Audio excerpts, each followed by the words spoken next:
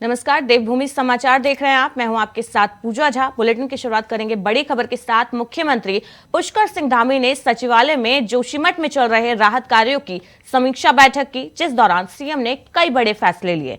बैठक के दौरान सीएम ने कहा, जोशीमठ में भूधसाव के कारणों को लेकर सभी तकनीकी संस्थानों और वैज्ञानिकों की रिपोर्ट आते ही आगे की योजना पर तेजी से काम किया जाएगा। साथ ही जोशीमठ के भूधसाव क्षेत्र के अध्ययन की फाइनल रिपोर्ट के बाद ट्रीटमेंट के कामों में तेजी से सुनिश्चित किए जाएंगे। मुख्यमंत्री ने यह भी कहा कि विस्थापन के लिए वहां के लोगों से मिलकर सुझाव लिए जाएं। इतना ही नहीं, सीएम ने कहा कि जिलाधिकारी चमोली स्थानीय लोगों से सुझाव लेकर शासन को रिपोर्ट जल्द से जल्द भेजें। आपको बता दें कि बैठक में तय किया गया कि जोशीमठ के प्रभावित क्षेत्र से जिन लोगों को विस्थापित किया जाएगा, उनको सरकार की ओर से बेहतर व्यवस्थाएं दी जाएंगी।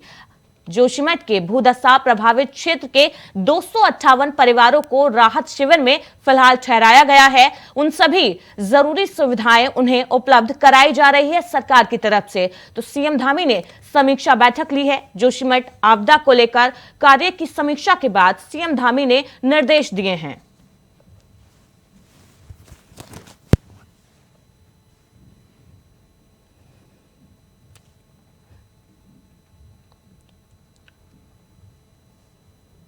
इसी खबर पर ज्यादा अपडेट के लिए हमारे साथ अभय कैंत्रा लाइव जुड़ गए हैं। अभय, जोशीमठ आपदा को लेकर सीएम धामी ने समीक्षा बैठक ली है, क्या कुछ दिशा निर्देश जारी किए गए हैं? बिल्कुल, मुख्यमंत्री पुष्कर सिंह धामी ने सचिवालय में इस जोशीमठ आपदा को लेकर जो राहत बचाव के काम चल रहे हैं उनकी एक समीक्षा बैठक यहां पर ली है। समीक्षा बैठक में शासन के सभी आला अधिकारी मौजूद रहे हैं। किस प्रकार से जोशीमठ में इस समय सरकार राहत बचाव के काम वहां पर कर रही है, कैसे जो प्रभावित जो लोग हैं उनको विस्थापन करने का काम वहां पर प्रशासन की तरफ से किया जा रहा है और क्या कुछ आपदा की इस समय वस्तु स्थिति वहां पर है, उन सब चीजों की बारीकी से जानकारी मुख्यमंत्री पुष्कर सिंह धामी की तरफ से इस समीक्षा बैठक में यहाँ पर ली गई है। सबसे बड़ी बात है कि सरकार अभी तक लोगों को सुरक्षित स्थानों पर विस्थापन करने की बात तो कर रही है और उसके लिए जिला प्रशासन ने जिस भूमि का चयन किया है उस भूमि पर ये कह सकते हैं कि अस्थायी आवास बनाने की प्रक्रिया भी शुरू हो चुकी है। यानी वहां पर जो निर्माण के काम थे वो वहां पर शुरू कर दिए गए हैं और जल्द ही ये निर्माण के काम और अस्थायी जो आवास उन प्रभावितों को देने के वो वहां पर बनकर तैयार भी हो जाएंगे और उसके बाद पहले चरण के तहत 125 से लेकर 130 परिवारों को उन स्थानों पर शिफ्ट करने का काम वहां पर शुरू कर दिया जाएगा। लेकिन जो अभी भी खतरा है वो खतरा पूरी तरीके से जोशीमठ के ऊपर से टला नहीं है, क्योंकि अभी तक जो वैज्ञानिकों की जो सर्वे रिपोर्ट है वो अंतिम रिपोर्ट अभी तक कंक्लूड नहीं हो पाई है। यानी उस आपदा के जो कारण है उन कारणों का सार अभी तक नहीं निकल पाया। दूसरी तरफ जो दरारें हैं भूधसाव के चलते जो भवनों में जो दरारें आ रही है उन दरारों में अभी भी ये कह सकते हैं कि रफ्तार है और कई भवन रोजाना उसकी जद में आने का काम भी वहां पर कर रहे हैं। अभी ये कह सकते हैं कि जो वीआईपी ठिकाने थे, खासतौर पर जोशीमठ का जो GMBN का जो गेस्ट हाउस था जहां पर वैज्ञानिकों की टीमें अक्सर रुका करती थी या वर्तमान में अभी भी वहां पर रुकी हुई थी, जो सर्वे लगातार इस आपदा के कारणों का सर्वे वहां पर कर रही थी, वहां पर भी 4 कमरे कह सकते हैं कि इस आपदा के दर में आ चुके हैं और उन कमरों को कह सकते हैं कि सील करने का काम कर दिया गया है। वहां से जो सामान था उस सामान को हटाने का काम GMBN की तरफ से वहां पर कर दिया गया है। इसके अलावा दूसरे जो स्कूल भवन यानी अभी तक जो सरकारी भवन थे जो पूरी तरीके से खतरे की जद में नहीं थे, अब वो भी खतरे की जद में वहां पर आ चुके हैं। वहां पर से भी भूधसाव जो है वो बढ़ता जा रहा है, कई इमारतें और इसकी चपेट में आ गई हैं। भूधसाव क्षेत्र का फिलहाल अध्ययन नहीं हो पा रहा है। वैज्ञानिक जो है सर्वे कर रहे हैं, एक्सपर्ट अध्ययन कर रहे हैं। भूधसाव का फाइनल रिपोर्ट आने के बाद ही सरकार आगे कुछ फैसला लेगी। क्या कुछ जो सर्वे कर रहे हैं उनकी तरफ से, एक्सपर्ट की तरफ से राय दी गई है, कब तक ये अध्ययन पूरा हो पाएगा, क्योंकि इसके बाद ही सरकार फाइनल रिपोर्ट के बाद जो प्रभावित है उनके मुआवजे को लेकर कोई फैसला लेगी। जी बिल्कुल, चाहे वो GSI की टीम हो या हैदराबाद की टीम हो या रुड़की IIT के वैज्ञानिकों की जो टीम वहां पर है या वायडा के वैज्ञानिकों की जो टीम वहां पर गई थी, उन सभी से उनकी जो जांच की जो रिपोर्ट है उन रिपोर्टों को 3 सप्ताह के भीतर फाइनलाइज करने का काम यहाँ पर उसको फाइनलाइज करने के निर्देश यहाँ पर दे दिए गए हैं। आपदा सचिव डॉक्टर रंजीत कुमार सिन्हा लगातार उन सब चीज़ों पर नजर बनाए हुए हैं। वो लगातार वैज्ञानिकों से बात वहाँ पर कर रहे हैं। जो टीमें वहाँ पर इस समय स्थल निरीक्षण भी कर रही है उन टीमों से भी लगातार वो बातचीत इंगित कर रहे हैं। यानी जिन भवनों में दरारें आ रही हैं, जहां पर क्रेकोमीटर लगाए गए हैं, उनकी क्या स्थिति है, उस स्थिति से भी वो अवगत होने का काम कर रहे हैं, उन सब चीजों की बारीकी से जानकारी कर रहे हैं। तो ये समझा जा सकता है कि अगले 3 सप्ताह बड़े महत्वपूर्ण इस आपदा को लेकर कहे जा सकते हैं, क्योंकि इस दौरान जो फाइनल रिपोर्ट आएगी वो यहाँ पर उन फाइनल रिपोर्ट के आने के बाद उन कारणों का स्पष्ट पता यहाँ पर चल पाएगा कि आखिर इस आपदा के कारण क्या है। और इसके अलावा जो जल रिसाव था, जो बड़ी समस्या कह सकते हैं कि प्रशासन के लिए भी था और जनजीवन के बीच में जो ये भय का जो कारण बन रहा था, उसमें थोड़ी बहुत जो कमी देखने को मिली है वो राहत की खबर कही जा सकती है। लेकिन अभी भी जो भूवैज्ञानिक है वो उन सब चीज़ों का अध्ययन वहाँ पर कर रहे हैं। जो पहली जो रिपोर्ट आई थी उस रिपोर्ट से अंतिम सार नहीं निकाला जा सकता। उसके बाद अभी कुछ ये कह सकते हैं कि 2 टेस्ट और यहाँ पर होने हैं और उसके बाद निर्णय निकाला जाएगा कि क्या कुछ ये जो जल रिसाव हो रहा था, किन कारणों को हो रहा था, ये जल कहाँ से आ रहा था, उन सब चीज़ों का अंतिम फाइनल 3 सप्ताह की रिपोर्ट में आने के बाद यहाँ पर हो पाएगा। लेकिन इतना जरूर कहा जा सकता है प्रशासन गंभीर है, सरकार लगातार दिशा निर्देश यहाँ पर दे रही है अधिकारियों को, ताकि जोशीमठ की जो प्रभावित जनता है उसको राहत वहाँ पर पहुँचाई जा सके। और ये कह सकते हैं कि स्थान जो जिला प्रशासन है, उस जिला प्रशासन को भी लगातार मैन पावर्स वहाँ पर बढ़ाने के लिए कहा गया है, ताकि प्रभावितों की जो दुख दर्द है उसको दूर किया जा सके। जो प्रभावित लोग हैं उनके विस्थापन के लिए सरकार की तरफ से क्या कुछ एक्शन लिया गया है? बैठक में कहा गया कि जो विस्थापित लोग हैं उनसे सुझाव लिए जाएंगे, उनसे मुलाकात की जाएगी और जो उनके मुआवजे से लेकर उनके विस्थापन के लिए उनसे सुझाव लिया जाएगा। तो इस कड़ी में क्या कुछ कार्रवाई अब तक हो पाई है? बिल्कुल, अभी तक ये कहा जा सकता है कि जो स्थानीय जनता थे उसका आक्रोश बहुत कई चीज़ों पर देखने को वहाँ पर मिल रहा था। उनका कहना था एक जो मुआवजे का जो दर है, उस मुआवजे की दर में भी भिन्नताएं वहाँ पर देखने को मिल रही है। तो आम जनता का सीधे तौर पर कहना था कि जिस तरीके से होटल्स या दूसरे जो संस्थान थे उनको जिस प्रकार से मुआवजा देने का काम सरकार की तरफ से किया जा रहा है, उसी तर्ज पर आम जनता को भी मुआवजा देने का काम वहाँ पर किया जाए, क्योंकि जमीन सभी की वहाँ पर खतरे के निशान में, सभी के आवास वहाँ पर खतरे के निशान में पहुँच चुके हैं। तो ऐसे में जो भिन्नताएं वहां पर देखने को मिल रही थी, उस भिन्नताओं को दूर करने के लिए प्रशासनिक स्तर पर कमेटियों का गठन कर दिया गया, यानी उन जो अधिकारियों की जिम्मेदारी तय कर दी गई है। इसके अलावा आम जनता से भी सुझाव मांगे जा रहे हैं कि कैसे इस विस्थापन की प्रक्रिया को और सरलीकरण किया जा सकता है, कैसे जो आम जनता की जो आक्रोश है या जो समस्याएं, उन समस्याओं का कैसे निदान निकाला जा सकता है, उसके लिए जनता से भी सुझाव मांगे जा रहे हैं। लेकिन अक्सर ये कहा जा सकता है कि प्रशासन यानी जिला प्रशासन की भूमिका काफी महत्वपूर्ण होती है और जिला प्रशासन की तरफ से जो काम वहां पर किया जाएगा, यानी चाहे वो स्थानीय जनता के सुझाव के आधार पर किया जाए या जो नियम आपदा के जो नियम आते हैं उनके हिसाब से वहां पर किया जाए, उन सब चीजों के चलते कह सकते हैं कि आने वाले दिनों में एक निष्कर्ष निकालने का काम वहां पर किया जाएगा। जो प्रभावित जो जनता है उसको चाहे मुआवजा राशि हो या फिर जमीन देने का जो विकल्प है उस पर भी काम करने का काम वहां पर किया जाएगा, क्योंकि अभी सामने ये कह सकते हैं कि जो प्रभावित जनता है उनके सामने 2 विकल्प प्रशासन की तरफ से रखे गए हैं। उसमें यह है कि जो अस्थायी आवास बनाए जाएंगे, उन अस्थायी आवासों में उनको रहने का काम वहां पर किया जाएगा, यानी जितना उनके भवन का एरिया रहा है, जो उनके मकान वहां पर थे, जितना एरिया उसका रहा होगा उसके आधार पर उनको वहां पर आवास देने का काम किया जाएगा। और अगर जनता उसमें संतुष्ट नजर नहीं आती है तो फिर उनको जो मुआवजा राशि है उस मुआवजा राशि का देने का काम किया जाएगा और वो अपने लिए उस चयनित भूमि पर, यानी जिस भूमि की जीएसआई की जिसकी रिपोर्ट आ चुकी है, जो सुरक्षित स्थान पाएंगे, उस भूमि पर स्वयं भी वो अपने मकान वहां पर बना सकते हैं। तो ये कह सकते हैं कि जनता के सामने विकल्प है। अब देखना यह होगा कि जनता प्रशासन का किस रूप में वहां पर सहयोग कर पाती है, क्योंकि जनता से लगातार कि प्रशासन की तरफ से कब तक जो प्रभावित लोग हैं उनको स्थायी राहत दी जाती है, क्या कुछ एक्शन सरकार की तरफ से आगे लिया जाता है ताकि उनका जो दर्द है वो थोड़ा कम हो सके। आप बने रहिए हमारे साथ, हम एक और अपडेट दर्शकों को देते हैं। उत्तराखंड में पेपर लीक के बाद एक्शन में आयोग आ गया है। जी हां, आयोग की तरफ से एक्शन लिया गया है बड़ा। पेपर लीक के बाद लोक सेवा आयोग ने कई चीजों पर पाबंदी लगाई है। आयोग परिसर में मोबाइल गैजेट्स, इलेक्ट्रॉनिक वॉच ले जाने पर रोक लगाई गई है।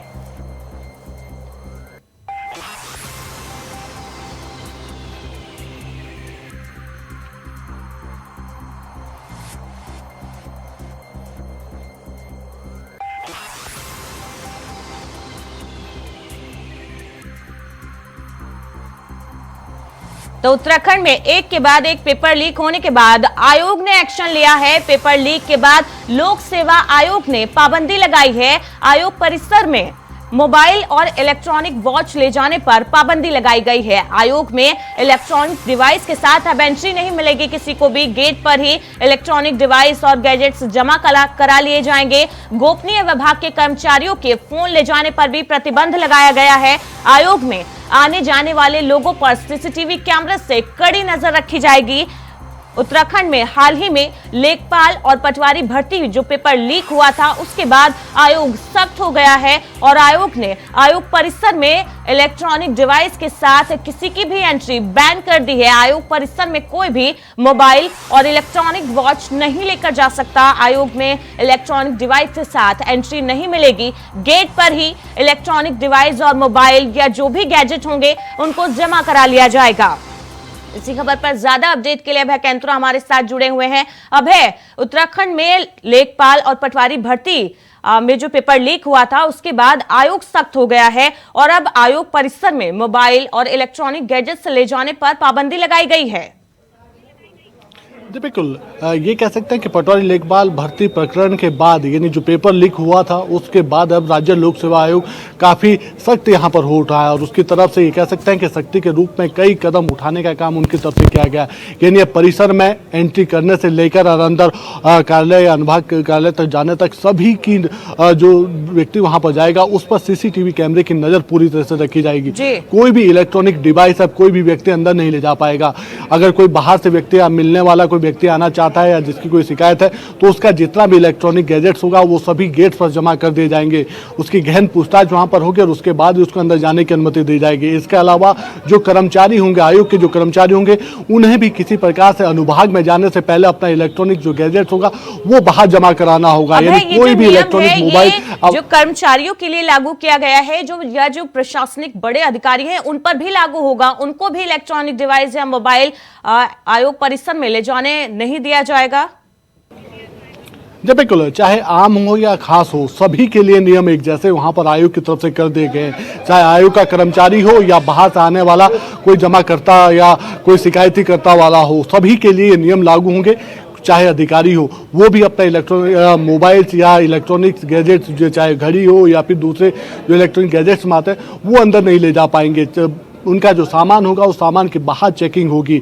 और ये इस रूप में कहा जा सकता है क्योंकि पिछले दिनों जिस प्रकार से पेपर लीक वहां पर हुआ था, आयोग की उस चार दीवारी के भीतर से पेपर लीक होने का काम किया गया था और उसमें जिस प्रकार से अनुभाग अधिकारी का ही संलिप्तता वहां पर पाई गई थी, तो उसके बाद अधिकारियों के लिए भी और कर्मचारियों के लिए भी ये नियम लागू कर दिया गया है। क्योंकि आयोग नहीं चाहता कि ऐसी गलतियां दोबारा से हों और फिर से किसी तरीके से आयोग की जो छवि है वो फिर से यहाँ पर धूमिल हो। तो उन सब चीजों को लेकर ये बड़ा कदम उठा रहा है और सख्ताई से इन नियमों का पालन करने के लिए कहा गया है। तो अब ऐसे में कहा जा सकता है कि राज्य लोक सेवा आयोग में कोई भी व्यक्ति गेट से लेकर अंदर ऑफिस तक सीसीटीवी की कैमरे की निगरानी में होगा और किसी प्रकार की कोई भी गलती होने पर उसके खिलाफ कड़े कदम वहां पर उठाए जाएंगे। सख्ती बरतने का काम आयोग की तरफ से किया जाएगा। जी, अब है पेपर लीक होने के बाद आयोग पर बड़े सवाल उठ रहे हैं। सवालों के घेरे में आयोग है। क्या कुछ एक्शन आगे लिया गया है ताकि इस तरीके से भर्ती परीक्षा पेपर लीक ना हो पाए या कुछ भी धांधली उसमें ना हो पाए? टिपिकल ये कहा जा सकता है कि आगामी जो परीक्षाएं हैं उन परीक्षाओं का जो पैटर्न था उस पैटर्न को बदलने का काम अब आयोग की तरफ से कर दिया गया है। यानी प्रश्न पत्र तो बदले जाएंगे ही, साथ में प्रश्न पत्र बनाने वाले जो विशेषज्ञ हैं उन विशेषज्ञों को भी बदलने का काम यहाँ पर किया जाएगा। इसके अलावा लॉकर रूम से लेकर और परीक्षा स्थल तक जो निगरानी होगी, जो सख्ती होगी, जो सुरक्षा होगी, उस सुरक्षा को भी और कड़ा करने का काम वहाँ पर किया जाएगा। और ये इस रूप में समझा जा सकता है कि जो गलती पिछले दिनों हुई है उस गलती की गुंजाइश आगामी दिनों में ना देखने को मिले, उससे किस प्रकार से सख्ती से निपटा जा सकता, उन सब चीजों को लेकर कहा गया। तो आयोग की तरफ से परीक्षाओं का पूरा पैटर्न बदलने का काम यहाँ पर कर दिया गया। अब देखना यह होगा कि अभ्यर्थी उस परीक्षा पैटर्न, बदले हुए पैटर्न को कितना समझ पाते हैं या कितना उन सब चीजों से सहमत हो पाते हैं। क्योंकि परीक्षार्थियों के सीधे तौर पर कई ऐसी शंकाएं हैं जिन शंकाओं का समाधान करना आयोग के लिए भी एक चुनौतीपूर्ण यहाँ पर हो सकता है। क्योंकि कई सारे सवाल ऐसे हैं जो इस समय उठते हुए आयोग की तरफ भी नजर आ रहा है और उन सवालों का जवाब देना आयोग के लिए भी यहाँ पर चुनौतीपूर्ण हो सकता है। लेकिन आयोग अपने स्तर पर अपना काम करता हुआ नजर आ रहा है और ये जो पूरा पैटर्न हो परीक्षाओं का उसको बदलने का काम आयोग की तरफ से किया गया है। जी, बहुत बहुत शुक्रिया है इन अपडेट्स के लिए आपका। तो जोशीमठ आपदा पर सरकार और प्रशासन दोनों ही प्रभावित जनता के लिए राहत और बचाव के काम में जुटे हुए नजर आ रहे हैं। लेकिन इसके साथ ही राज्य में जनता के लिए सरकार की तरफ से हर संभव मदद मुहैया कराई जा रही है। सरकार इस आपदा के नुकसान का आकलन भी कर रही है, जिसके आधार पर केंद्र सरकार से राहत पैकेज की मांग की जा सके। चमोली के प्रभारी मंत्री डॉक्टर धन सिंह रावत ने इस आपदा को लेकर हमारे संवाददाता अभय कैंतुरा से खास बातचीत की। आप भी देखिए। जोशीमठ आपदा बड़ी आपदा है और ऐसे में प्रभारी मंत्री जो चमोली के हमारे साथ हैं डॉक्टर धन सिंह रावत जी, उनसे बात करते हैं। सर, आपने जोशीमठ आपदा को बहुत करीब से देखा, आप वहाँ गए, पूरे लोगों से बातचीत करी, आपदा के कुछ कारणों का पता चल पाया सर? देखिए, ये तो वहाँ पे 7 एजेंसियाँ काम कर रहे हैं और जैसे सर्वे की रिपोर्ट आएगी तब पता चलेगा कि कारण क्या क्या है। लेकिन अभी फौरी तौर पे यह है कि वे जोशीमठ में जिन जिन मकानों पे दरारें आ रखी हैं, सरकार की तरफ से उनके लिए समुचित व्यवस्था की गई है। और कल हमने ये भी निर्णय ले गया कि वहाँ के जो बच्चे बोर्ड की परीक्षा देंगे उनसे ऑप्शन लिया जाएंगे कि वो जहाँ भी चाहते हैं वहाँ उनकी परीक्षा हो जाएगी। सर, लोगों के विस्थापन को लेकर किस तरह की प्रक्रिया है, क्योंकि क्या भूमियों का चयन हो चुका है? लोगों के विस्थापन के लिए सर्वे पे डिपेंड होगा कि सर्वे रिपोर्ट जैसे आएगी वैसे उन लोगों से पूछा जाएगा कि वो कहाँ रहना चाहते हैं। सर, लगता नहीं कि राहत पैकेज की मांग अब सरकार करनी चाहिए, क्योंकि सरकार के अपने संसाधन बहुत सारे लिमिटेड है यहाँ पर? ऐसा है कि जोशीमठ की जनता को ये पता है कि सरकार हमारे साथ खड़ी है और मैं ये कह सकता हूँ कि हमारी सरकार जो है जोशीमठ की जनता के साथ खड़ी है। जो भी अच्छा से अच्छा होगा वो सब किया जाएगा। क्या पैकेज के लिए मांग करेंगे सर केंद्र से? देखिए, भारत सरकार तो खुद ही चाहती है कि वहाँ अच्छा से अच्छा हो, तो बातचीत करके ही तय किया जाए।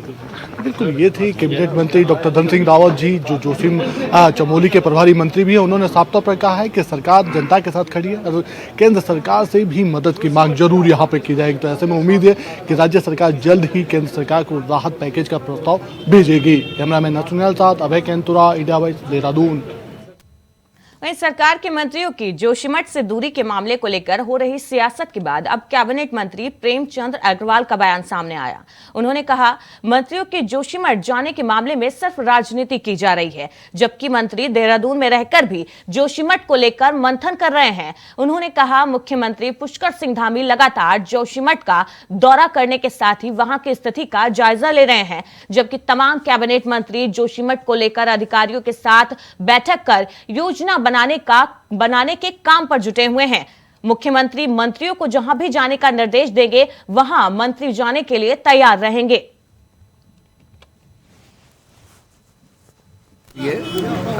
वहाँ लोगों की समस्या सुनने के लिए, और हम ये चाहते हैं क्योंकि काफ़ी नेगेटिव पब्लिसिटी हो गई है हमारे शीतकालीन टूरिज्म की, तो हम चाहते हैं कि विंटर गेम्स को हम करें।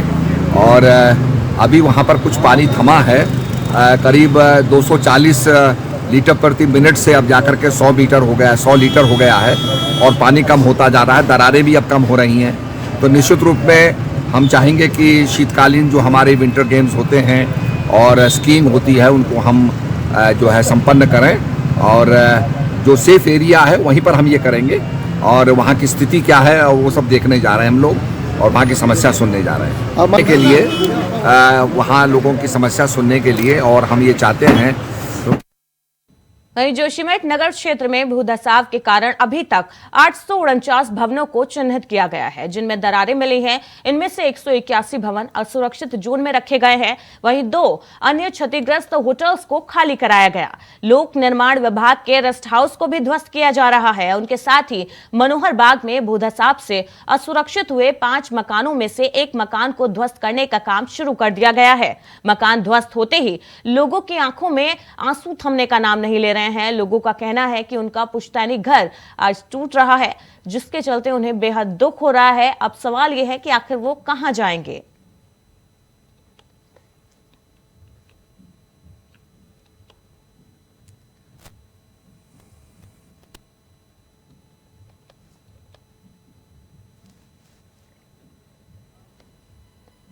वहीं जोशीमठ में आपदा को लेकर चल रहे राहत बचाव कार्यों में एक बार फिर मौसम खलल डाल सकता है।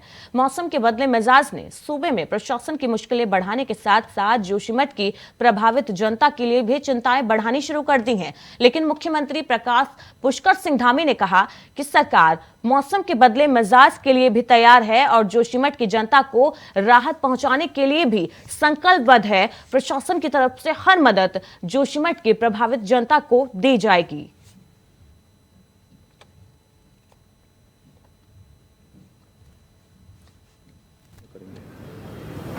मौसम चूँकि अब ये तो एक प्राकृतिक वो है, लेकिन हम लोग हर प्रकार से तैयार हैं कि लोगों की जान माल की सुरक्षा हर स्थिति में करेंगे।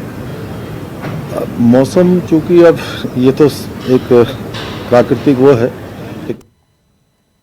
कैबिनेट मंत्री सतपाल महाराज जोशीमठ में भूधसाव क्षेत्रों का दौरा करने कर्णप्रयाग पहुंचे, जहां उन्होंने जोशीमठ पहुंचकर भूधसाव क्षेत्रों का दौरा किया और प्रभावित लोगों की समस्याएं सुनी। भ्रमण कार्यक्रम के दौरान कर्णप्रयाग पहुंचने पर बीजेपी नेताओं ने कार्यकर्ताओं ने उनका जोरदार स्वागत किया। इस मौके पर मीडिया से बातचीत करते हुए उन्होंने कहा कि जोशीमठ में धीरे धीरे भूमि से पानी निकलना बंद हो रहा है, वहीं भवनों में पड़ने वाली दरारें भी कम हो रही है।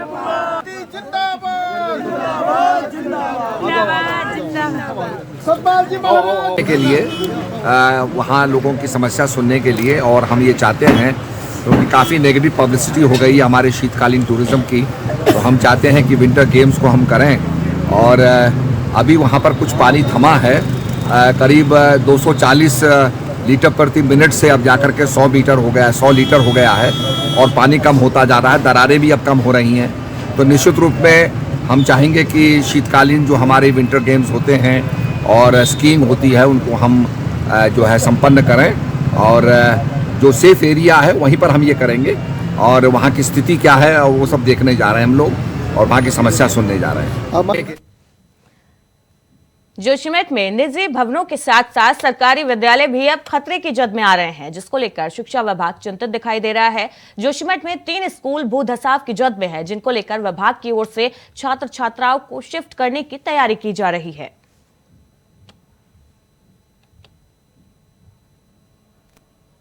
3 विद्यालय हैं जो इसमें प्रभावित हुए हैं, जो क्षतिग्रस्त की कैटेगरी में है। राजकीय प्राथमिक विद्यालय मरवाड़ी, जिसमें हमारे 33 बच्चे हैं, जिसमें हम निकट में उनके स्कूल कमद है जिसकी छात्र संख्या शून्य थी, इसलिए बंद कर दिया गया था। ये सुरक्षित है तो इसको हम इसमें शिफ्ट कर सकते हैं। दूसरा जो राजकीय जूनियर हाई स्कूल मरवाड़ी है, इसमें 13 बच्चे हैं और इसका जो निकट में हमारा इंटर कॉलेज है उसमें हम इन बच्चों को ले जा करके पढ़ाएंगे। तीसरा जो आदर्श विद्या मंदिर जूनियर हाई स्कूल जोशीमठ का है, जो सहायता प्राप्त है, इसमें 47 बच्चे हैं। इनके इस बगल में एक संस्कृत विद्यालय है जिसमें हम इन बच्चों को शिफ्ट करेंगे। तो हमारे पास ऐसी कोई स्थान की दिक्कत नहीं है। जो 2 हमारे इंटर कॉलेज वहाँ पर है जिसमें राहत शिविर भी चल रहा है, तो बोर्ड के जो परीक्षार्थी हैं उनके लिए भी कोई ऐसी स्थान की अभी दिक्कत नहीं है। लेकिन अगर मान लीजिए कोई परिवार विस्थापित होकर या कहीं अन्य जाता है, जैसा अभी माननीय मंत्री जी ने बताया, तो उनसे विकल्प लिया जाएगा। वो जहाँ भी चाहेंगे, जिस परीक्षा केंद्र पे परीक्षा देना चाहेंगे उनको हम वहीं की सुविधा देंगे। देवभूमि समाचार में फिलहाल इतना ही। लगातार खबरों के लिए देखते रहिए इंडिया वॉइस।